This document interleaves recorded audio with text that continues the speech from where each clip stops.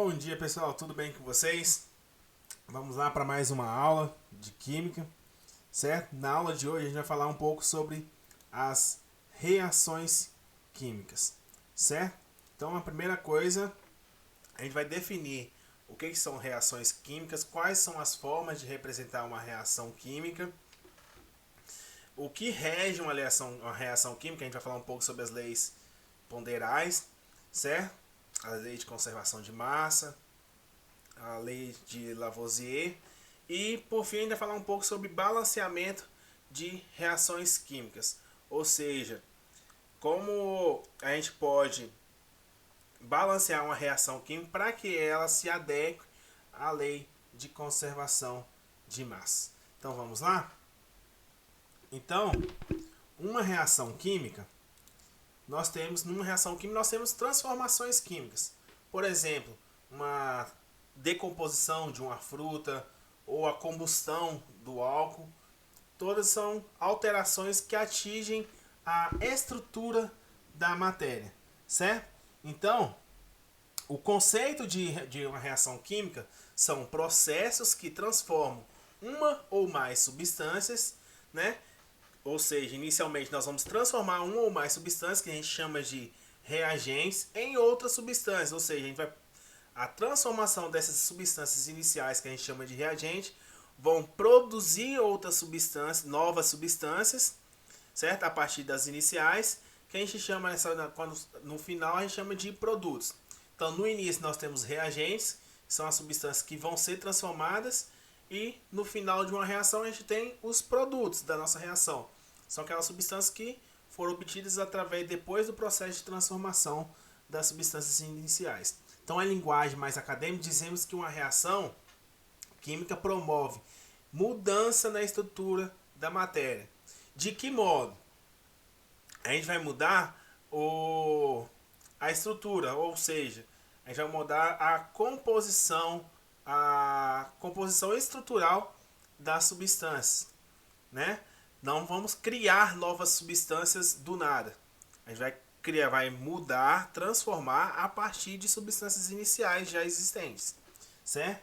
Até porque a gente vai ver um pouquinho lá na frente, Lavoisier fala que na natureza nada se perde, nada se cria, tudo se transforma, certo? Eu não crio nada do nada assim.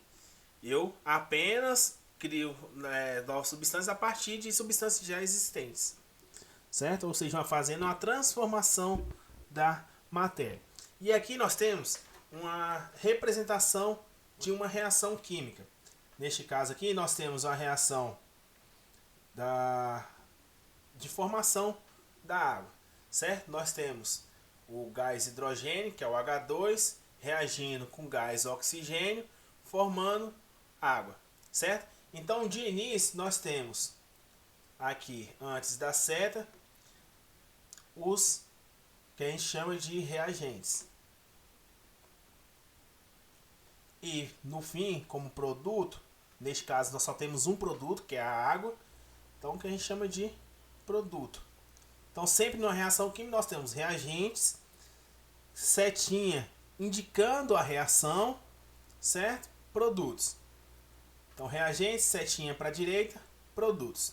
Essa é uma estrutura básica de uma reação química, certo? Então, aqui, além disso, nós temos também algumas indicações nessa reação química. Primeiro, vocês estão vendo essa letra, entre parênteses, na frente das substâncias aqui?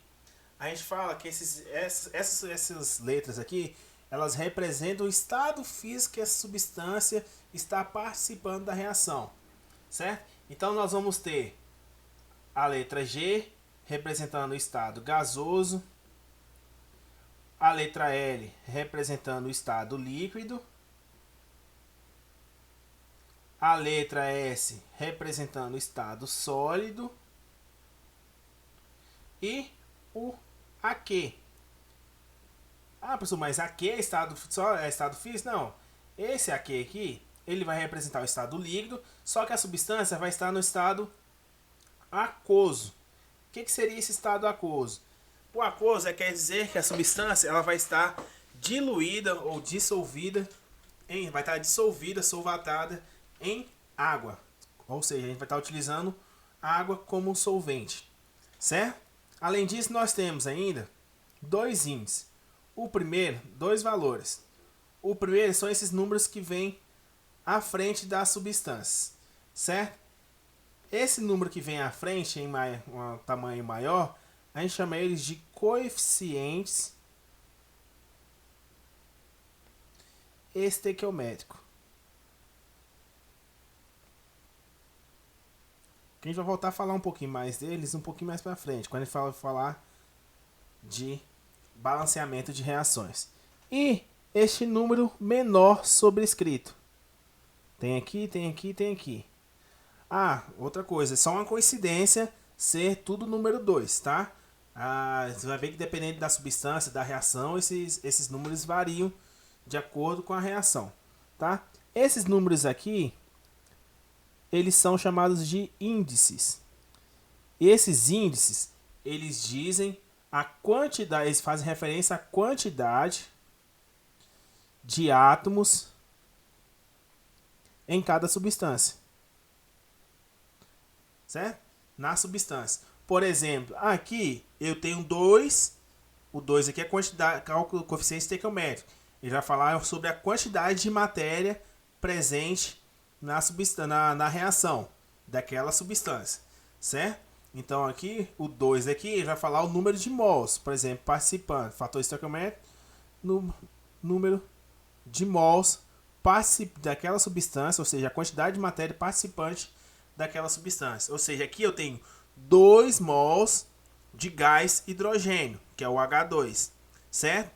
Ou seja, nesses 2 mols de H2 aqui, no caso do H2, do gás hidrogênio, ele é formado por 2 átomos de H2, tá? Você esquece o 2 aqui, então o 2 aqui vai estar indicando, o 2 embaixo aqui, o índice, ele vai estar identificando que nós temos 2 átomos de H2 na molécula de gás hidrogênio, na molécula de H2, certo? Bem como na molécula de água, aqui o índice indica que eu tenho 2 átomos de hidrogênio e 1 átomo de oxigênio, tá? Nessa molécula aqui de água, tudo bem?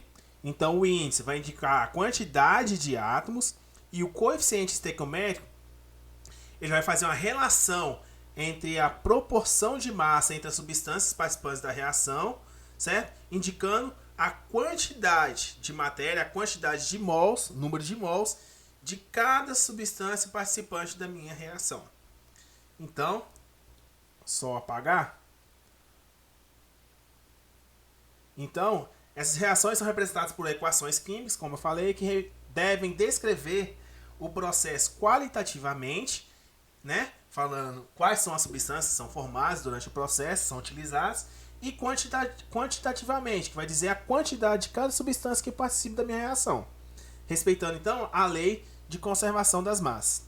Então, quando a gente fala de reações químicas transformações químicas, elas ocorrem quando existe a formação de novas substâncias, ou seja, as transformações químicas ou reações químicas ocorrem somente quando há alteração na estrutura da matéria, ou seja, mudança na estrutura da matéria, certo?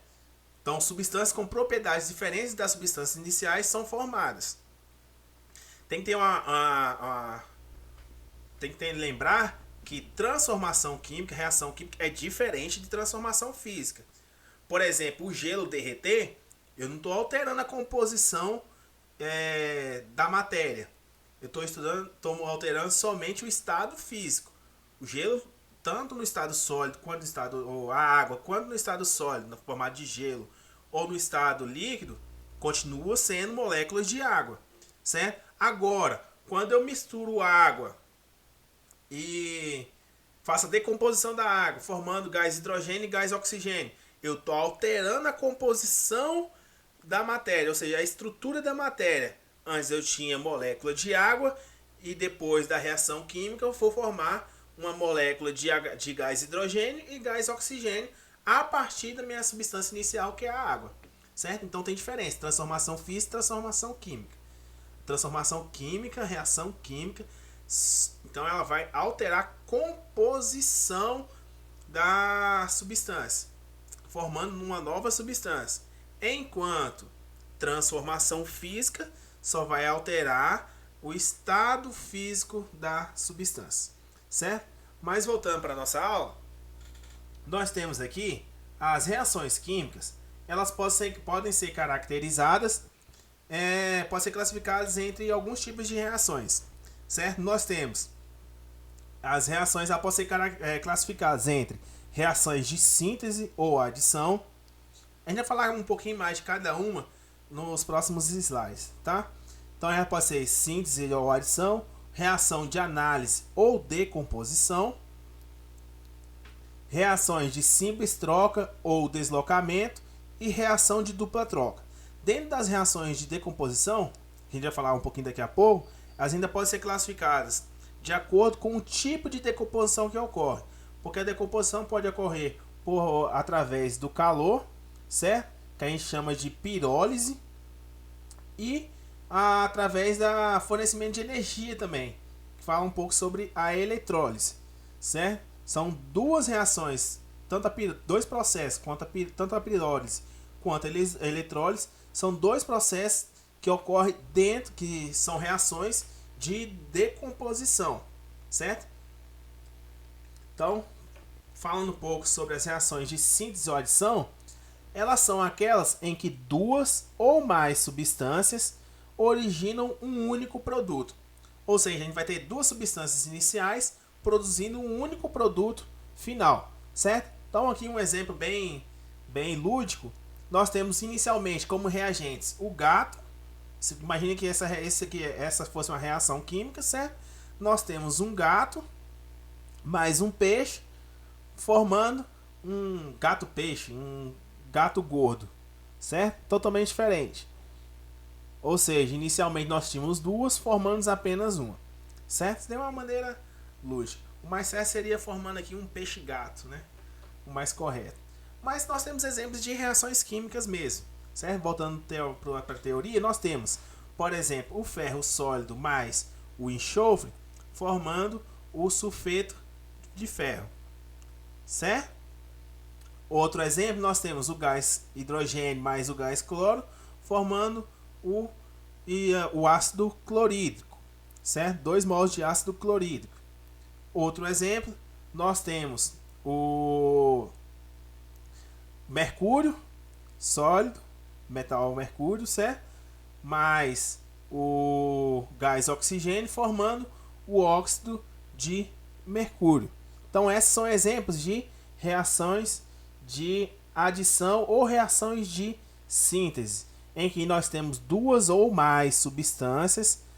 Todos esses três exemplos aqui foram só duas substâncias, mas pode ter mais substâncias presentes como reagentes, ou seja, nós temos dois ou mais reagentes formando uma única substância.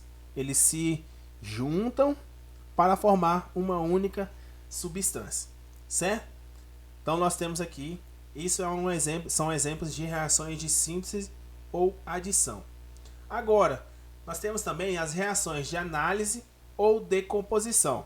Então, nesse tipo de reação, uma única substância gera dois ou mais produtos. Ou seja, seria o processo inverso à reação de adição ou de síntese, certo? Na síntese nós temos dois produtos formando um, e agora nós temos um produto formando dois. Ou seja, ele vai se decompor formando dois novos produtos. Um reagente só se decompõe formando dois novos produtos. Então, o exemplo lúdico nós temos aqui um ovo de galinha, certo? Ele vai se decompor em casca de ovo mais um pintinho. Tudo bem? Então nós tínhamos um reagente, que era o ovo de galinha, formando dois novos produtos. Isso é uma reação de análise ou decomposição. Tudo bem? Então, como exemplo, nós temos a água, molécula de água, se decompondo, formando gás hidrogênio e gás oxigênio. Nós temos o carbonato de cálcio como reagente, formando o óxido de cálcio mais o gás carbônico. Duas novas substâncias. E, por exemplo, nós temos o peróxido de hidrogênio, também conhecido como a água oxigenada, formando duas moléculas de água e uma molécula de gás oxigênio. Tudo bem? Próxima reação, nós temos uma reação de simples troca ou deslocamento. Então, ela ocorre quando uma substância simples reage com uma composta, originando novas substâncias. Uma simples e outra composta. Certo? Então, a gente vai observar aqui.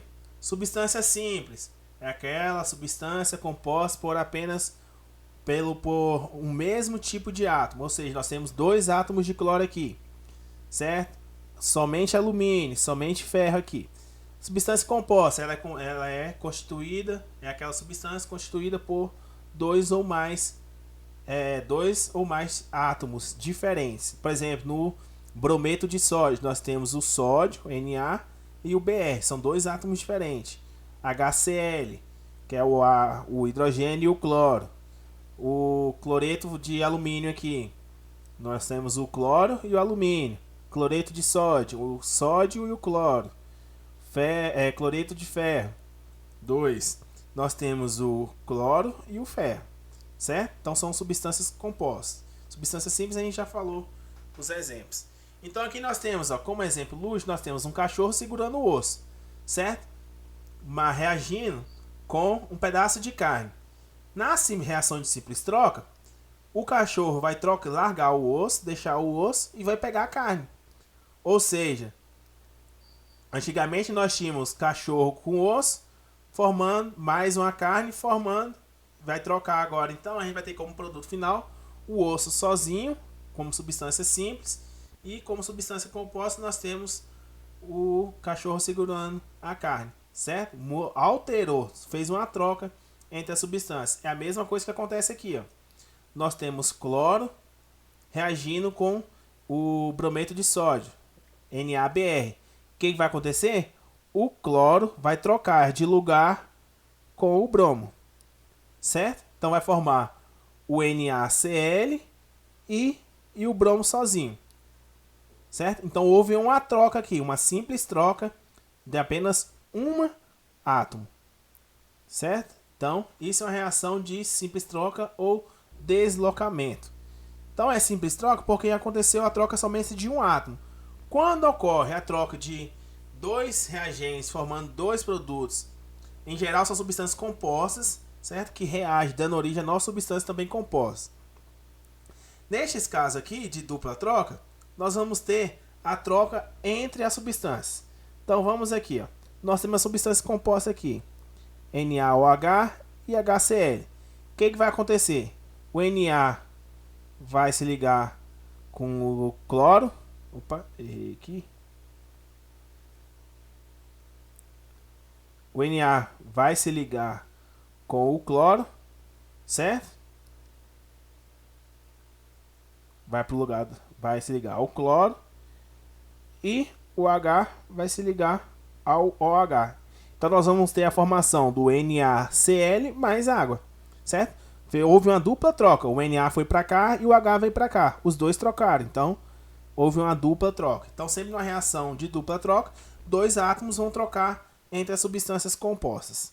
As duas substâncias compostas ou mais vão trocar entre si, certo? Então, a gente tem que ter atenção porque nem toda mistura vai provocar uma reação química. Por exemplo, eu pego lá e vou misturar, né? Eu tô em casa e vou misturar água com óleo. É uma reação química? Não. Por quê? Ela não vai acontecer alteração na composição da matéria. A matéria não vai alterar, certo? Vai permanecer lá a água e óleo. Então, por isso, nem toda mistura, né? Porque eu vou pegar uma coisa lá e misturar e é uma reação química. Não. Para ser uma reação química, tem que ter alteração na composição da matéria, na composição da substância, certo? Então, tem que tomar cuidado com isso. E por que isso acontece? A gente vai ver aqui agora. Por que acontece? No caso, isso acontece, nem sempre acontece, nesse caso que não acontece reações químicas, As reações químicas elas dependem muito de alguns fatores, como por exemplo, um dos mais importantes é as propriedades químicas das substâncias. Tem substâncias que elas não tendem a se misturar, né? Porque elas têm propriedades químicas que impedem elas de reagir. A gente vou falar um pouco sobre reatividade. Tem substâncias que têm uma baixa reatividade, outras têm uma reatividade maior. Por exemplo, nós temos na química uma regra de semelhante dissolve semelhante, né? Por exemplo, no caso da água e do óleo, eles são líquidos immiscíveis. Por quê? O óleo ele vai ter um caráter apolar e a água tem um caráter polar. Então, eles não vão interagir quimicamente.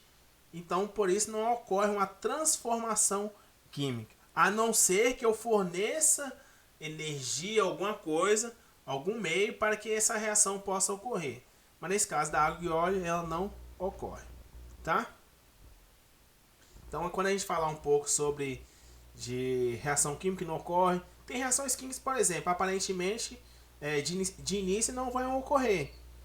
Mas se eu fornecer algum agente externo, seja temperatura, energia na forma de calor ou energia na forma elétrica, eu posso fazer com que essa reação ocorra, certo? Então são reações que não são ocorrem, mas não ocorrem espontaneamente. Elas precisam de um ajudinha, de um empurrãozinho para acontecer. Esse empurrãozinho pode ser na forma de energia, na forma de calor ou na forma elétrica ou de outras formas também, certo? O uso de catalisadores e por aí vai. Então, como é que eu posso... se você tá aí, vocês podem me perguntar, mas professor, então como é que eu vou saber quando ocorre ou não uma reação química, certo? Existem formas da gente verificar isso, se uma reação química ocorre ou não, certo? Algumas dessas formas são alteração na mudança, quando eu misturei dois líquidos e houve uma mudança na cor. Então, isso é uma das evidências que pode estar acontecendo uma reação química. Tudo bem? Outra. Misturei lá. Professor, eu cheguei lá em casa lá e eu peguei um potinho lá que tinha bicarbonato e coloquei vinagre. E começou a borbulhar tudo. Isso quer dizer que estava havendo a libertação de gás. Liberação de gás. Certo? Libertação parece que o gás estava preso numa cela e liberou. Vamos falar liberação de gás, né? Formação de gás. Isso é um dos tipos de evidência de uma reação química. Ou seja, outra coisa, a formação de uma chama. Isso também é uma evidência de reação química. Por exemplo, eu vou reagir por exemplo, uma das reações que libera chama, por exemplo, que ocorre a formação de chama, é quando a gente tem a reação do sódio em água. O sódio ele reage violentamente com a água. Violentamente fala com ela libera muita energia. Até que quando a gente joga um pedacinho de sódio, vocês quiserem pesquisar, depois vocês entram no YouTube e procura sódio metálico em água. Vocês vão ver como é uma reação até explosiva mesmo. Quando é pequeno pedaço, aparece lá uma chamazinha. E isso é uma das evidências que está acontecendo uma reação química, né? Agora, quando são pedaços, a quantidade maior de sódio, ocorre até a mesma explosão. Tem gente que tem vídeo no YouTube dos caras jogando sódio no lago, no mar, essas coisas todas assim. Então, é bem legal também de ver. Então, outra coisa é o aparecimento de um cheiro característico. Você mistura duas coisas lá e começa aquele cheiro forte. Então, é uma das formas de evidência de estar ocorrendo uma reação química entre aquelas substâncias que você misturou. Outra formação de um sólido, que a gente chama de precipitado. Então, você mistura dois líquidos lá e do nada aparece um sólido. Ou seja, tem dois líquidos, ou seja, se não ocorresse uma reação é para ter só o líquido lá normal. Mas como ocorre um precipitado, isso quer dizer, pode ser uma evidência que está ocorrendo uma reação química naquela mistura. Ou então mesmo, por último, nós temos o desaparecimento das substâncias iniciais. Por exemplo, a corrosão do ferro. Você tinha ferro metálico e o ferro começa a desaparecer com o tempo vai reagindo com o ar, né? E vai desaparecendo. Vai dar ali, a gente fala que tem uma reação de redox, uma reação, o ferro está sendo oxidado. Então ele vai desgastando com o tempo e vai desaparecendo. É uma das evidências de uma reação química que está acontecendo. Então, nas reações químicas, a gente sabe que elas têm umas leis que regem essas reações químicas. Certo? Nós temos as leis ponderais e as leis volumétricas. Nessa aula, a gente vai ficar focado nas leis ponderais da química, que são as leis relativas às massas das substâncias que participam das reações químicas.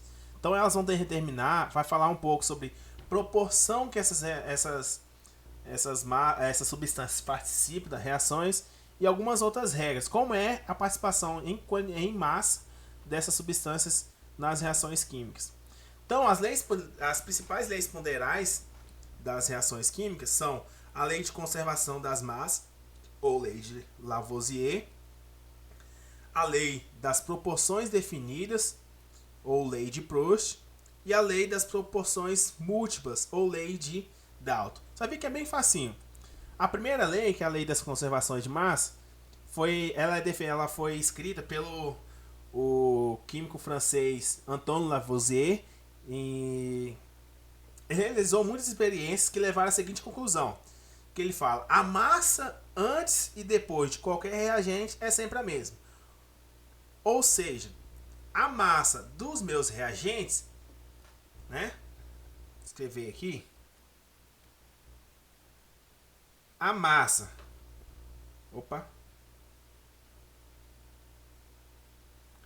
A massa dos meus reagentes, ela tem que ser igual à massa dos meus produtos. Certo? Em toda reação química que ocorrer um sistema fechado, isso é outra coisa aqui importante, ó, considerando sistema fechado. Por quê? Por exemplo, a gente fala das leis de conservação das massas, certo? Aí eu vou reagir dois gases. Aí eu estou no sistema aberto. O que vai acontecer? O meu gás vai evadir para o sistema, para um outro local, certo? Então eu vou perder massa de gás para o meio que o sistema está ocorrendo, tá? Então aqui, ó, por exemplo, nós temos de início carbono e oxigênio, 3 gramas de carbono e 8 gramas de oxigênio, ou seja, no total eu tenho 11 gramas no início, certo? Então a lei de Lavoisier, ele fala que as massas têm que ser iguais. Então, se eu tenho 11 gramas no início, eu tenho que ter 11 gramas no final, certo? A diferença vai ser a mesma a mesma substância? Não precisa ser a mesma substância, mas as massas têm que ser iguais para um sistema fechado. Se eu tinha 11 gramas, não importa se era 3 de carbono e 8 de oxigênio, o importante é que eu tinha 11 gramas nos reagentes. Eu tenho que ter 11 gramas nos produtos, certo? Então, a conclusão que Lavoisier chegou é que a soma das massas antes da reação é igual à soma das massas após a reação, certo? Um outro exemplo aqui, nós temos, por exemplo, gás metano, 4 gramas de gás metano reagindo com 16 gramas de oxigênio. No total eu tenho 20 gramas, certo? Metano, que é o CH4, com O2, que é o gás oxigênio, certo? Formando gás carbônico, CO2, mais água, H2O. Tudo bem? A gente vai ver lá na frente também, vamos falar das proporções, a lei de proporções de Dalton, a gente vai falar um pouco sobre os coeficientes estequiométricos, balancear, equilibrar essa reação química, certo? A proporção dos átomos e moléculas presentes na reação química. Então aqui nós temos, ó, como reagentes, 20 gramas. Como produto, nós temos dois produtos totalmente diferentes de reagentes, ó. Mas as massas, a soma das massas é igual. Reagentes e produtos, 20 gramas, certo? São substâncias diferentes, reagentes e produtos, mas as massas, a soma das massas, ela tem que ser igual, certo? Então, numa reação química, a massa total dos reagentes é igual à massa total dos produtos, né? É aquela velha frase, não sei se vocês já ouviram. Na natureza, nada se perde, nada se cria. Tudo se transforma. Eu não perdi nada, ó. 20 gramas, 20 gramas. Nem criei do nada, né? Apareceu massa do nada aqui. Simplesmente eu transformei metano e oxigênio em gás carbônico e água. Então, um exercício como exemplo aqui. Eu tenho a reação entre 23 gramas de álcool etílico, C2H5OH, certo? Então, 23 gramas desse, mais 48 gramas de oxigênio, produziu, aqui, 48 gramas, produziu 27 gramas de água, ao lado de gás carbônico. A massa de gás carbônico obtida foi. Então, vamos lá. Pela lei de conservação de massas de Lavoisier, eu tenho que a soma das massas reagentes tem que ser igual à soma da massa dos reagentes é igual à soma das massas dos produtos, certo? Então, nos reagentes, a soma das massas é igual a 23 mais 48, né? Oxigênio e álcool etílico que são os reagentes. Então, aqui ó, vai dar a 23 mais 48 igual a 71. Tudo bem? E nos produtos, eu tenho, não sei a massa de gás carbônico, que é o que eu quero descobrir, e 27. Ou seja, a soma dos produtos é igual a X mais 27. Então aqui, ó, se os dois têm que ser igual, então a soma dos produtos tem que ser igual a 71. Então, ó, X mais 27 tem que ser igual a 71. Então, a massa de gás carbônico, que é igual a X, vai ser igual a 71 menos 27. Certo? Que é igual a 44 gramas. Resposta certa, letra A. Tudo bem? Olha, resolução. Vamos lá para a próxima lei? A lei de proporção das proporções de massa, certo? Então, uma substância pode ser proveniente de diferentes fontes naturais ou ser obtida por diversos processos. No entanto, seja qual for o método de obtenção, a substância terá sempre a mesma composição química fixa. Então, essa conclusão chegou o químico francês Joseph Louis Proust. Então, em 1797, Proust enunciou a lei das proporções definidas, das proporções de massa.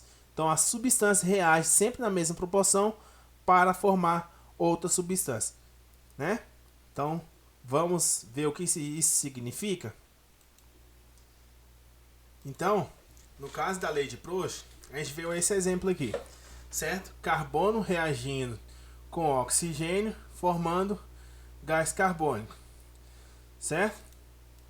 Então, a gente tem aqui 3 gramas, a proporção das massas que estão reagindo, certo? Nós temos 3 gramas de gás carbônico reage com 8 gramas de gás oxigênio, formando 11 gramas de gás carbônico. Ou seja, o que Proust vai falar? Essa proporção, independente do processo, ela vai ser mantida sempre. Se eu reagir o dobro de gás carbônico, ou seja, 6 gramas de gás carbônico, eu vou estar reagindo com o dobro de gás oxigênio, 16 gramas, e o dobro, formando então o dobro de gás carbônico, igual a 22 gramas. Se for o triplo, então o triplo para todos eles. Ó. Se for o triplo de gás carbônico, 9 gramas, então eu vou ter 24 gramas de gás oxigênio e 33 gramas de gás carbônico. Ou seja, a proporção das massas que reagem permanece sempre constante, certo? Se eu tenho 3, 8 e 11, o dobro disso vai ser 6. O dobro, se eu tiver o dobro de oxigênio, qual 16, vai ser 6 o dobro de carbono também e o dobro de gás carbônico também, certo? Então, essas são as consequências da lei de Proust. Isso é, isso vai nos dar base para o cálculo estequiométrico, que a gente vai ver um futuro próximo, né? Que é o cálculo pelo qual prevemos as quantidades das substâncias que participarão de uma reação química, né? De que forma? Por exemplo, digamos que eu tenho lá para reagindo, sei lá, 30 gramas de gás carbônico, certo? Eu quero descobrir qual a massa formada de gás carbônico a partir da reação, essa reação aqui, certo?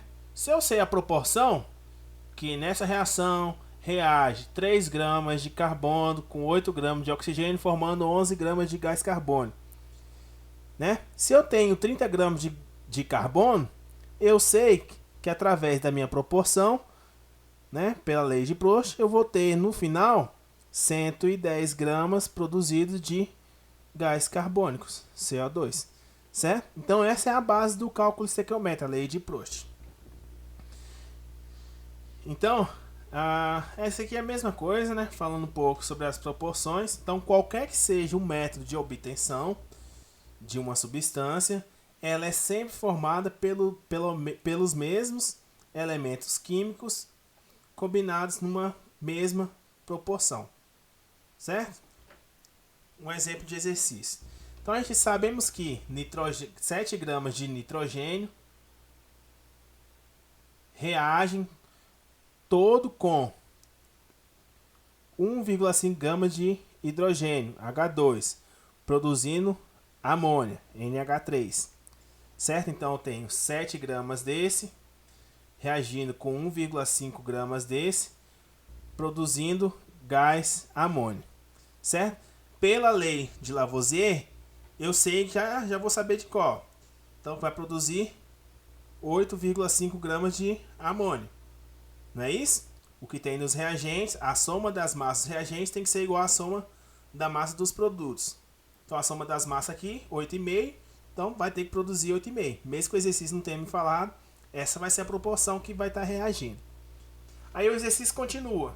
A massa de gás amoníaco, ou seja, de amônia, NH3, que iremos obter nessa reação quando misturamos 2,1 gramas de nitrogênio com uma quantidade suficiente de hidrogênio é. Ou seja, se 7 gramas, pela proporção, 7 gramas de nitrogênio produzem 8,5 gramas de amônia, 2,1 gramas vai me produzir uma quantidade X. Então, é só eu achar aqui que eu vou achar a proporção das massas, certo? Eu quero que vocês façam em casa e tentem resolver esse exercício em casa, como exemplo. Então, e por último, nós temos a lei das proporções múltiplas, ou lei de Dalton. Então, quando dois elementos reagem formando substâncias diferentes, se a massa de um dos dois permanecer constante, a massa do outro irá variar segundo os valores múltiplos ou submúltiplos, né? Então, mesma coisa. Se eu tenho lá a proporção de gás hidrogênio aqui, ó, 4 gramas para 32 de oxigênio, formando 36 de água. Na segunda experiência, nós temos 4 gramas, 64 de oxigênio e 68 de água. Ou seja, na primeira proporção, nós temos 1 de hidrogênio, aqui considerando 1 de oxigênio e 1 de água, certo? Aqui, na segunda experiência, nós temos 1 de hidrogênio, e já vê que é o dobro, ó, 32 e 64, é o dobro, para 2 de oxigênio, e aqui, ó, para 2, na verdade, o 36 daria 72, menos que 2, mais ou menos 2 de água oxigenada, certo? Então aqui isso vai falar da referência, da proporção múltiplas da lei de Dalton. E agora a gente vai falar um pouco sobre balanceamento de reações, certo? Então nós temos uma reação aqui, tá? H2 mais O2 formando H2O, certo? Então, o que que acontece? Nós não temos, na lei de conservação, na lei de Lavoisier, fala que a quantidade que eu tenho antes tem que ter depois, certo? A lei de proporção de Proust também fala a mesma coisa, a quantidade de reagentes que estão formados, e a lei de Proust. Juntando as leis ponderais, eu sei que a quantidade de átomos que eu tenho antes como reagente, eu tenho que ter depois como produtos.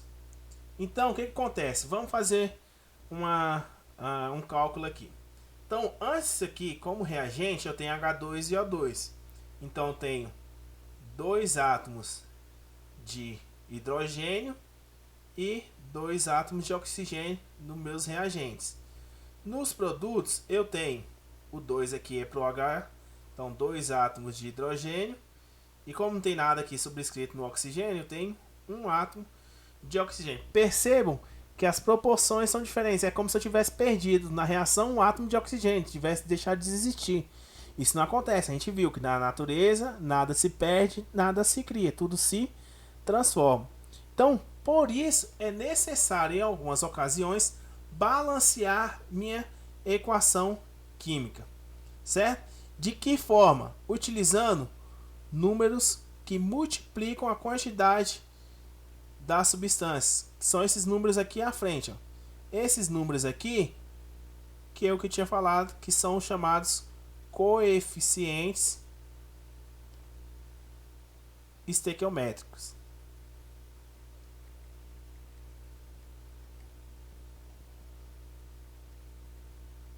né? Coeficientes estequiométricos. Então, o que vai acontecer? Para que fosse igual, para ficar igual, eu tinha que multiplicar aqui por 2, certo? Por quê? Multiplicando por 2, agora eu vou ter menor produtos 1 e agora eu vou colocar P2 aqui. Ó. Agora, nós tínhamos 2 átomos de hidrogênio, multiplicou por 2, agora eu tenho 4 átomos de hidrogênio. E agora eu tenho 2 átomos de oxigênio, porque o 2 multiplica tanto o H aqui, quanto o oxigênio, certo? Só que agora eu balanceei, equalizei a quantidade de átomos de oxigênio, mas ficou desigual a quantidade de átomos de hidrogênio. Observe que agora eu tenho 4 átomos de hidrogênio nos produtos e apenas 2 nos reagentes. O que eu vou fazer?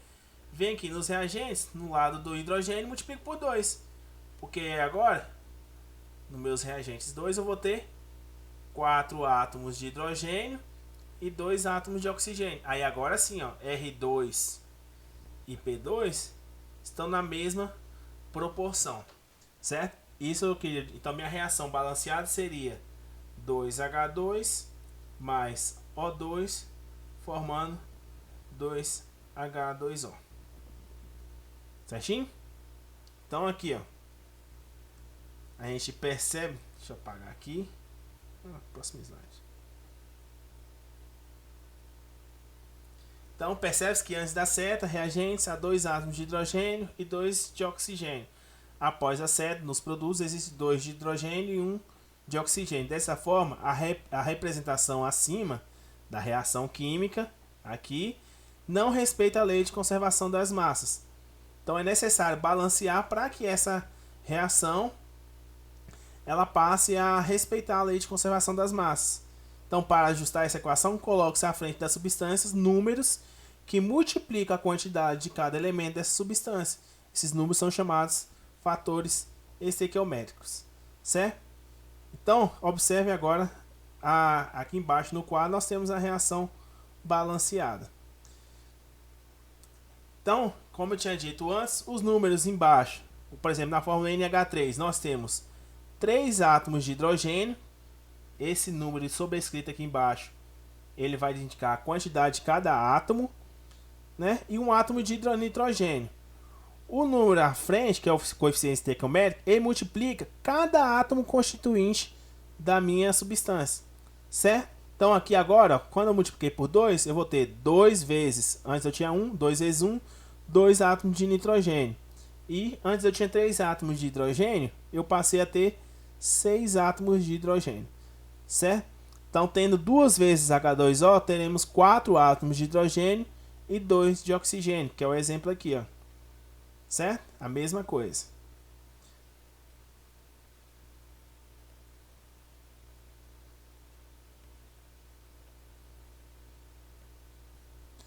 Então, como é que eu posso fazer o balanceamento das minhas reações químicas? Certo? Então, balancear uma reação química é aplicar a lei de conservação da massa nas reações químicas. Então, portanto, numa reação, o número de átomos de um elemento no reagente ele deve ser igual ao número total de átomos do mesmo elemento.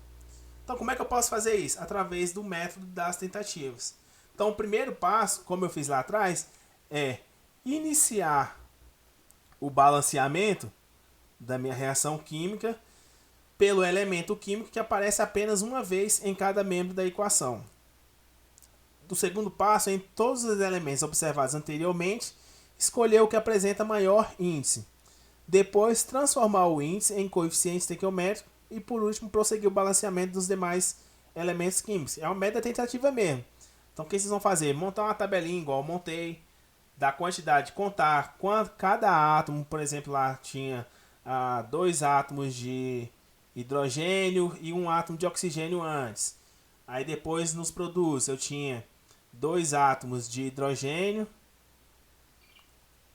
1 átomo de hidrogênio e 2 de oxigênio. Tá vendo que as proporções são diferentes? Então o que eu vou ter que fazer? Ir balanceando um por um. De que forma? Multiplicando o número à frente das moléculas, equalizando então a minha reação. É método de tentativa ou erro. É ir utilizando um número, multiplicando à frente, até que eu consiga equalizar a quantidade correta de cada átomo participante da minha reação química. Certo, pessoal? A nossa aula de hoje, então, acaba aqui, falando um pouco sobre reações químicas, leis ponderais e balanceamento de equações. Certo?